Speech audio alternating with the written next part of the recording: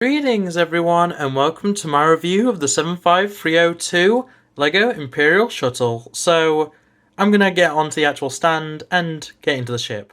So, the Imperial Shuttle. Now, this is very clearly based on the Shuttle Tidarium from episode 6, though technically it could be any. I like to think of it, just for my own collection, as the Imperial Shuttle which the Slave One chases in The Mandalorian, but enough of that. Basically, it's the Shuttle Tidarium, as we've always seen it, just at a smaller scale. You can have the wings in attack position or flight position, whichever you want to call it. They are hingeable. You can have them at pretty much any angle. That's not a terrible look. It's not really accurate, though. Landing, usually like that. Which, speaking of landing, one of the worst aspects of this, it does only have 3 feet, which is inaccurate, but not for the reasons you may expect. It only actually should have 2 feet. These back feet here should be more central and larger, and that is basically the entire issue with the landing gear. Other than, because it's a tri setup, that happens a lot. Obviously I'm having to actually manually push it, but slight play, and it will just fall over. It's not the worst situation, and generally, as long as it's on a flat surface, you're not really going to have an issue. It does kind of sit pretty comfortably. Otherwise, features, it doesn't have any flick fire, but it does actually have, if you look here, stud shooters either side. They're supposed to emulate the main guns, which are here, and here of course, and also on the wings, and they're in generally the correct place, but, they are what they are. I'm never finding that again. But yeah, same on both sides, just... Oh, well, that one landed right in front of me. But yeah, without them, it looks fine. You can completely just remove that section and it doesn't look terrible. It doesn't really reduce it at all. But yeah, just for the sake of completion, I'm leaving it there for the rest of the review. And you may have already noticed it.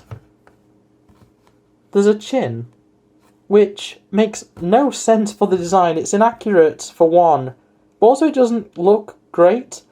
I think the main issue is that it's so thin. It is only 2 studs wide, which would be okay under most circumstances, but generally with how it is designed, yeah, no. If it was wider, maybe if it was 4 wide, I would probably have less of an issue with it, but as it stands, it looks weird from the side profile, it looks weird from the front if you're looking dead on, and otherwise, if you're looking top down, it looks perfectly reasonable, though I don't like there's little gaps. I'm trying to show them on the camera, but there is little gaps just because of the fact that you can actually hinge this forward, and that gives you access to the cockpit or the pilot compartment, which I'll show that with a minifigure in a second. And really, there's not too much else to show about this other than how to get the interior space. I do quite like the back of this. The engines are really well done. I don't really get what these are. I haven't looked at the model for the films that in depth, so I'm not really sure what these are supposed to be, whether they're supposed to be rear guns or whatever, but they look okay. They do move quite easily though, so I just put them in a position and hope that they stay there. And as I say, there's a way to get into the main build. You can technically pick it up by the wing. I'm holding it just by the wing right now, and it does support itself. I would definitely suggest grabbing it from the back and the front instead. The chin is really supportive, in all fairness, if you want to grab it by that, or if you want to grab it by the back, there's a lot of space there. You can swoosh it around, put it in attack position.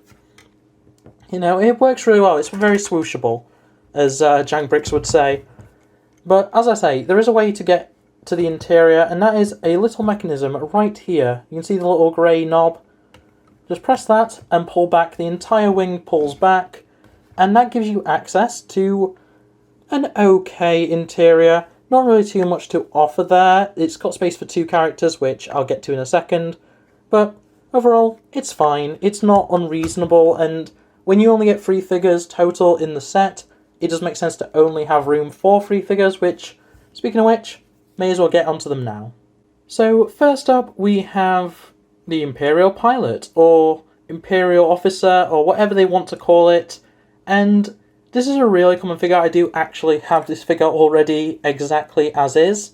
And, it's fine. It's a decent figure all round. If I just take the weapon off it quickly, It doesn't have any arm printing, as you could probably expect. The leg printing is very basic, very bland, but it works, it fits pretty well. Torso is good enough what it is, and there's no rear face, but there is a bit of torso printing on the back, which is okay.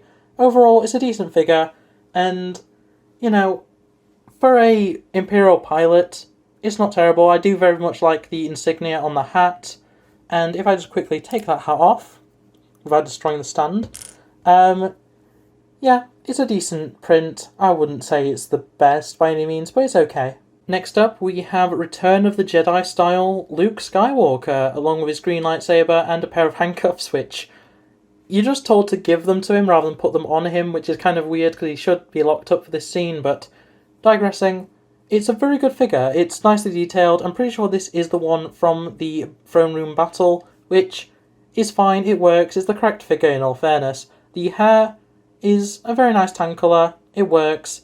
Overall, it's a good enough figure.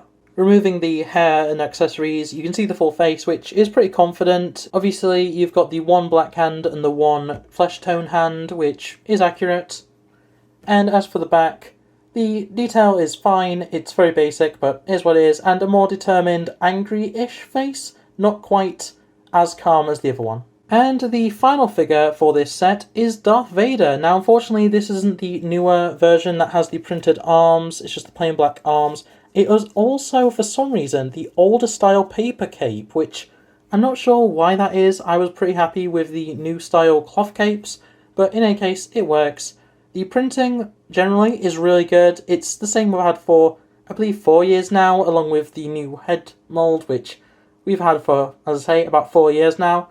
It is pretty cool overall. You get his red lightsaber, which, yeah, accurate. Removing the cape just to get a better look, and also, the nice thing about this helmet, if I can...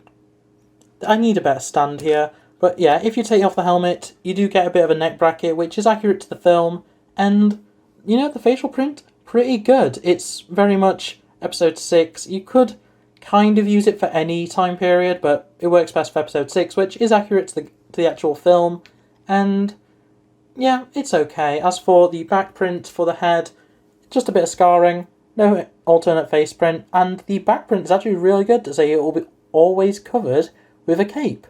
But, you know, good figure overall. Here we have the spare parts for the set, as well as the brick separator. You get a few extra studs for the stud shooter, you get a pair of handcuffs, lightsaber hilt, an extra jaw piece for Vader, and otherwise, pretty boring, but it's okay. Instructions are very large, but unfortunately don't have anything other than the win promo in the back, so nothing of interest really. And that is really everything that this set has to offer. I did say I would show what it looks like to have a minifigure in the main compartment, so there you go. You can set them up pretty well actually. I was surprised at the fact you don't really have to lay them back that far, and then they fit pretty well. Looks pretty okay, all things considered, and yeah, generally, I'm not disappointed in this set. I wanted a smaller scale Imperial Shuttle, and that's exactly what I got. I have no real complaints. The minifigures, while not exclusive by any means, are good figures to get, and generally, I enjoy this set. So that is my review, and I hope you enjoyed, so like if you did, subscribe if you're around here, and yeah, I'll see you in the next video. Bye!